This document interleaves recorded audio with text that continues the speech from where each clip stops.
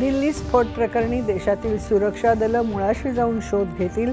हे षडयंत्र रचणाऱ्यांना सोडणार नाही, त्यांना कठोर शिक्षा देणारच, पंतप्रधानांची ग्वाही. दिल्लीतील लाल किल्ला मेट्रो स्थानकाबाहेर गाडीत झालेल्या स्फोटाचा तपास NIAकडे सोपवण्याचा गृहमंत्री अमित शहा यांच्या उच्चस्तरीय बैठकीत निर्णय. दिल्ली स्फोट प्रकरणी एक संशयित ताब्यात. स्फोट झालेली कार मोहम्मद सलमान नावाच्या व्यक्तीच्या मालकीची. पुढच्या तपासाला वेग. स्फोटाच्या पार्श्वभूमीवर 3 दिवस लाल किल्ला राहणार बंद. देशातल्या महत्त्वाच्या ठिकाणी हाय अलर्ट. मुंबईसह महाराष्ट्रातही संवेदनशील ठिकाणी सुरक्षा व्यवस्थेत वाढ. भारत भूतान संबंध घनिष्ठ मैत्रीचं प्रतीक. पंतप्रधानांचं थिम्पू इथे प्रतिपादन. लवकरच सीमेवर गॅलेपूजवळ इमिग्रेशन चेकपॉईंट सुरू करण्याची भूतान इथे घोषणा.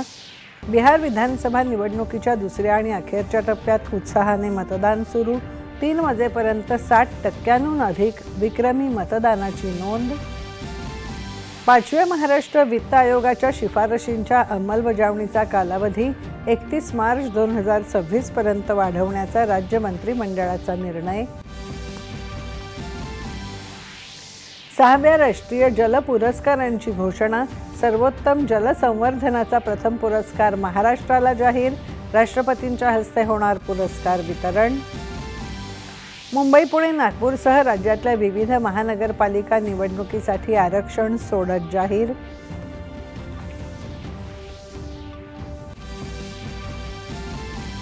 स्थानिक स्वराज्य संस्थांच्या निवडणुकीसाठी जागा वाटपासंदर्भात एकत्र मिळून निर्णय घेण्याबाबत महाविकास आघाडीच्या बैठकीत सहमती.